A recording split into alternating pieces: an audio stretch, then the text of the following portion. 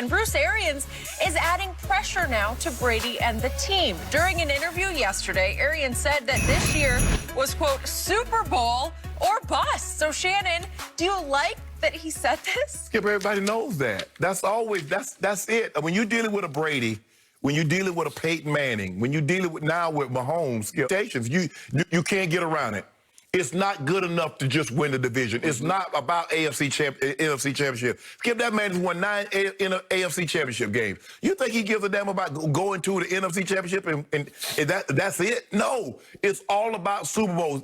He's made that abundantly clear. At this point of his career, it's all about rings. And if it doesn't get a ring, it doesn't mean a thing. So all Bruce Arians did was tell you what everybody already knew, that Tom Brady in this season is come down to this. Are we going to be in Tampa playing for and winning the Super Bowl? If not, this was not a success. That's what Tom Brady plays for. That's what the great, and he's a great, look, there are levels of greatness. He's at the highest.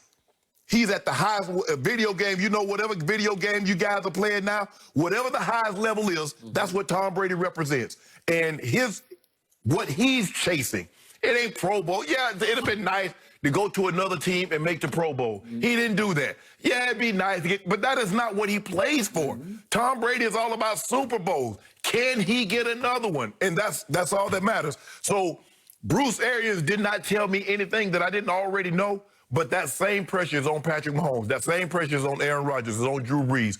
Once you get to a certain level, once you become a grandmaster in chess, that's all that matters. If I win some little local competition, they don't do anything for me. I need to be Kasparov. I need to be Bobby Fischer. That's what I need to do. So for Tom needs to go win a Super Bowl. It ain't about no AFC win the division or winning the NFC. That ain't what it's about for him. He's about Lombardis. He's got 6. He's trying to get 7, maybe 8. Tom Brady is trying to set that mark out there so far that nobody's ever going to get it. Like Gretzky with the MVPs, the Hart trophies, ain't nobody getting 9. I don't care how good a hockey player he is, you know, Sidney Crosby's the next this, and Alexander Ovechkin is the next that. You ain't getting that many. And Tom Brady said, you're not going 6? Patrick Mahomes, you think you're going to get, okay, let me get one. I'm going to get one more. So you have to go a little further to try and catch me. So I'm not surprised. And Skip, you know B.A. When have you ever known B.A. to bite his tongue or hold back? B.A. can't hold a secret. That's why he could be in the military, because he control everything. Whatever they're discussing, we got the plan. We go to 300 out. Hey, B.A. said, we coming. No, he would announce to the enemy, we're coming over here. We're coming right over to here. So yeah. I'm not surprised that B.A. said that, but all he did was state the obvious. Okay, quick question. Do you remember back in the day when Vince Young was a Philadelphia Eagle and suddenly they won the offseason? And he uttered that magical phrase, we got a dream team. Remember that? Yes. And then what happened? They laid an egg. But they did have a dream team. They had a nice little setup. They had a nice But you got to go play football, though. What happened LeBron's first year with the Heatles, as they called them, Miami Heat, with Chris Bosh and Dwayne Wade and company? What happened? Well, they flamed out in the finals, and the point was, we need another year to figure it all out, right? So is it fair to suddenly say this dream team, quote unquote, can be thrown together and they can go win a Super Bowl? Is that fair? Well, it's not fair, but that's what comes along with it, Skip. If there's something you've never heard Tom Brady said once he started winning Super Bowls, in which they didn't win the Super Bowl, we had a good year.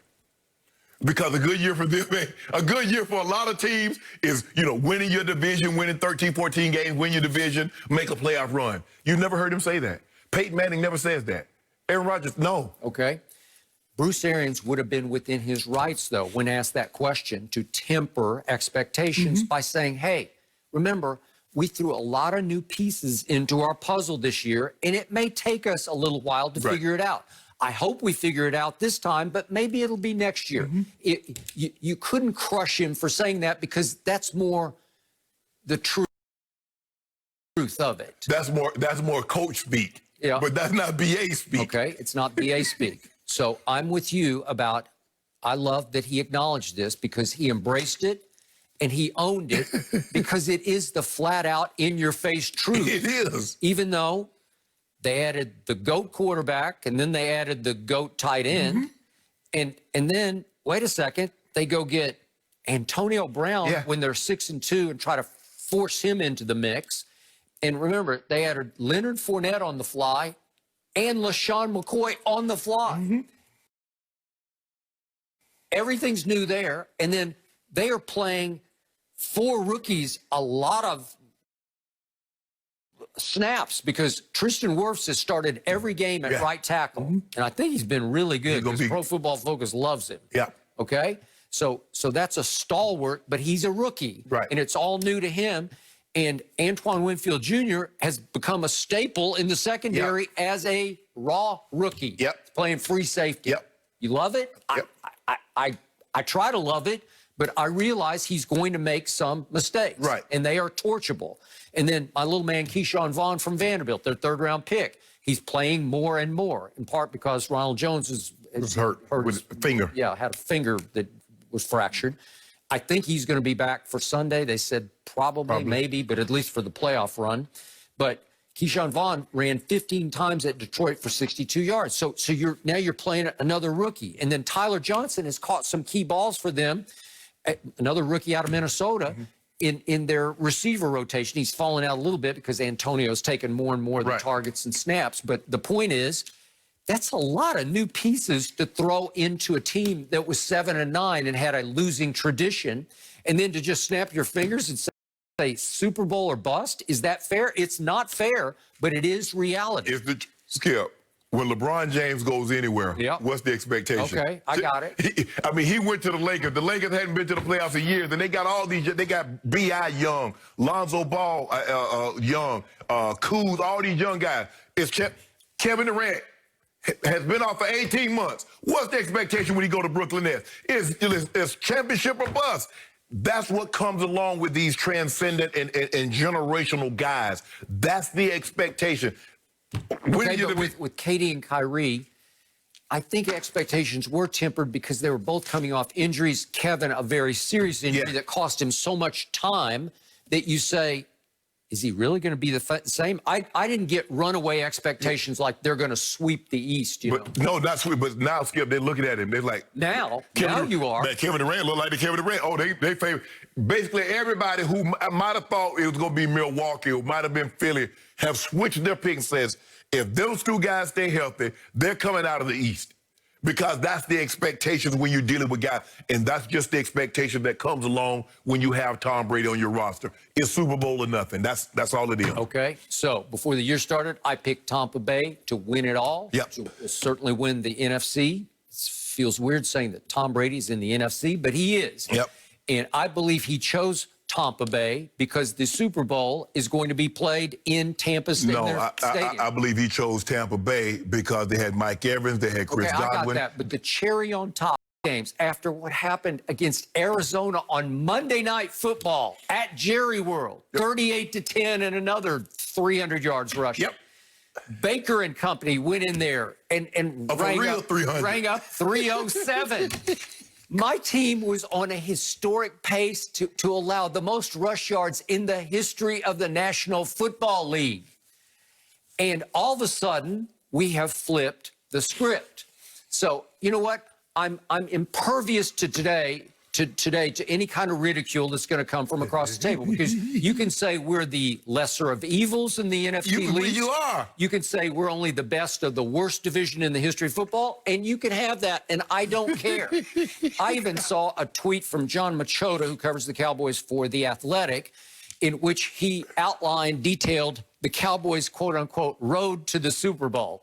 And it goes, Tom Brady at home in a playoff game. Then it would be, this is all hypothetical, of course. Then it would be at Aaron Rodgers. Then it would be at Drew Brees. Then it would probably be Patrick Mahomes in Tampa in the Super Bowl. That's just pie in the sky. That would be the route. You'd have to beat Brady at Rodgers, at Brees, and Mahomes on a neutral field. It would be, if they were to do that, it would be the greatest Super Bowl run in NFL history, and it would not even be close. It would be better than the run that Brees had when he beat Kurt Warner, Brett Favre, Peyton Manning. If they were to run that gauntlet, Tom Brady, Aaron Rodgers, Drew Brees, Patrick Mahomes, it would be the greatest run in playoff history. It would be. It wouldn't be the wild card road run that Eli or Aaron Rodgers had to win 3 games on the road to get to a Super Bowl, right? But on degree of difficulty, yes. Brady, Rodgers, Brees, and Mahomes. Your first playoff game is this Sunday at Giants, and the opposing quarterback is Daniel Jones. And I think we got this. Everything is common. Daniel is his first name, his last name, everything says. You couldn't ask for, if you had started the season and someone had told you, say, Skip, you guys are going to be terrible for the better part of the season. You'll win, last month of the season, you'll win your last 3.